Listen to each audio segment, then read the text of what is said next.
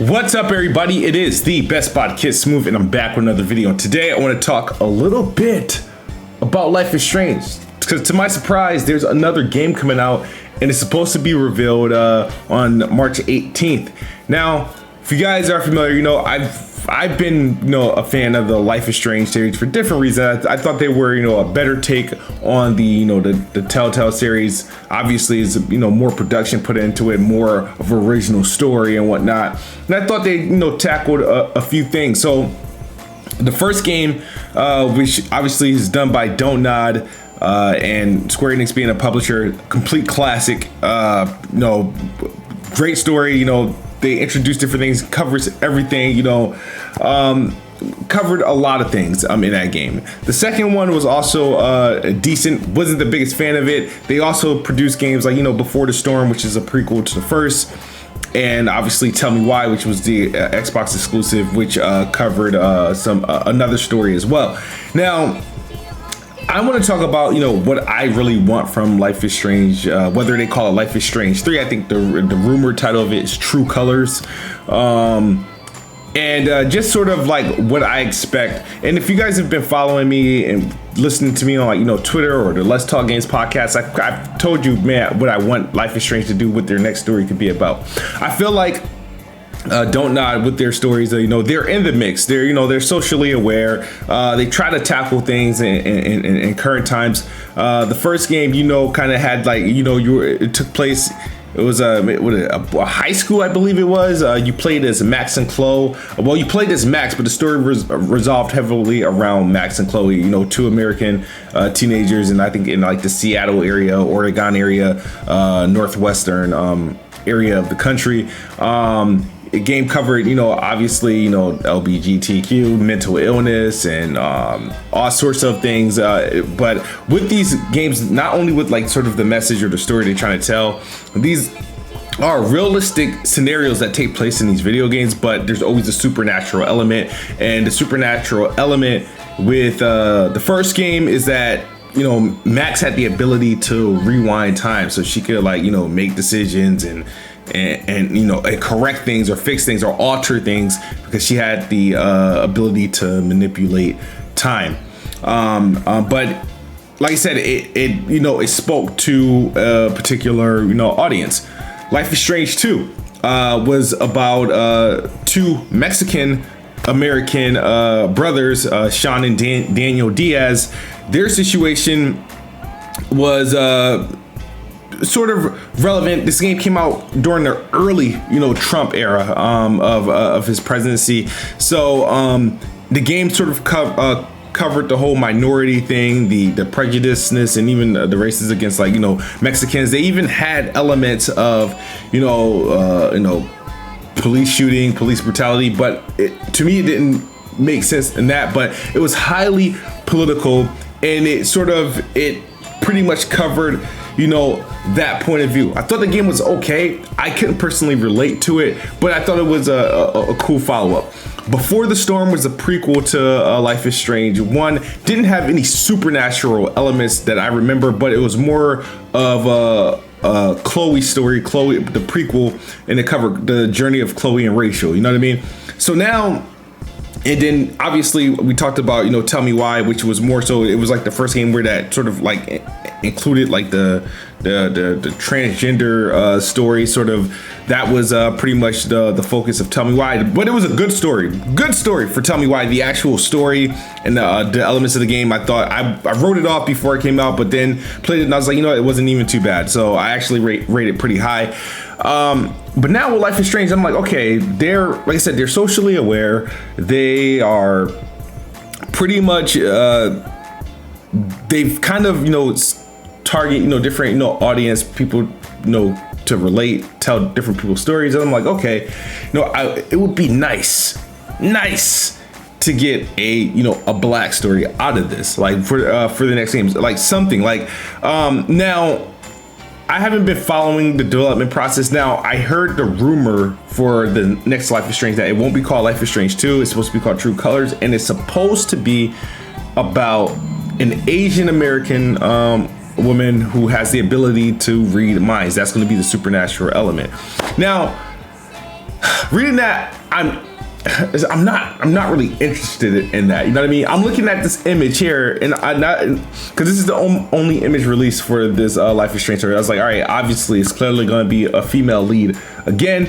Now, the race of that, I know stuff like this shouldn't matter, but when you look at the history of Don't Nod and the games they've been making, it sort of makes sense and makes sense to sort of speculate what they could possibly do, what kind of story they could tell, and for me to want a particular story, since I played all their games up until this point, and I seen the avenues that they came from and the stories that they wanted to tell, and the historical the historical relevance, the social relevancy of their games. It's like, okay, why I say this would be a perfect time to tell a black story. So if the rumors is true that it's an Asian American role and it's mind reading, and I'm not sure that interests me. I feel like I'm looking at another Life is Strange 2 scenario where it's like, okay, the story's probably going to be cool, but it's probably not going to resonate with me like that. You know what I mean? I feel like they tried to do that with 2 by pretty much, they took a minority, and they sort of included issues that could happen to, that would happen with black people, and issues that would happen to Mexicans in this country, and brought it into one under Sean and Daniel. And I feel like, I was just robbed to see a story that I could potentially relate to, because they didn't make, me I couldn't personally relate to it. And I know people always cry and talk about all this representation. I typically don't demand representation in video games, because at the end of the day, it's video games. You're usually playing a fantasy role, and in most games you create your own character. It doesn't really matter. But with Life is Strange is that because they have a theme, and so I just assumed with the themes, it's like, okay, they cover that, when are they gonna cover this? And so what I expect from the next Life is Strange is a black world, whether it could be a male, it could be a female, I don't care, give it a supernatural element, but I want them to dig deeper into the black story, and I think it would be cool. I don't know if they're afraid to do it, or if they don't have the employees, or they don't feel like doing the research to go to tackle that. But like I said, they tackled other things, and it would have been nice for them to tackle that. So we shall see come March 18th if the black story of Life is Strange will be told, or a black story of Life is Strange that will be told. The other things that I really expect or want from the next Life is Strange story is Don't Nod did something very special with Tell Me Why. And what made Tell Me Why more interesting and an easier story to take in was because it was a 3-episode game, but with those episodes, they came out a week apart. There was no long wait. There was no month wait. Previous Life is Strange games, the longest wait could be literally 4 to 5 weeks. I mean, I think they try to keep it like a window of 3 to 5 weeks. And that's a long wait, especially in this day and age. You know what I mean? We don't have to wait that long for, with Netflix and the shows that come on Netflix that you're watching. It's usually they release an episode or 2, and then next week they add another 2 episodes, so the wait is shorter. You know what I mean? Whereas with Tell Me Why, when it launched, in Game Pass, the wait was, all right, 1 week you got this game, the next week you got chapter 2, the next week you got the final, and then the week after that you got the final chapter. I feel like if they implement that with Life is Strange, the next Life is Strange game, I think that would be better handled. I know Life is Strange versus Tell Me Why, Life is Strange series is generally 5 episodes for the season.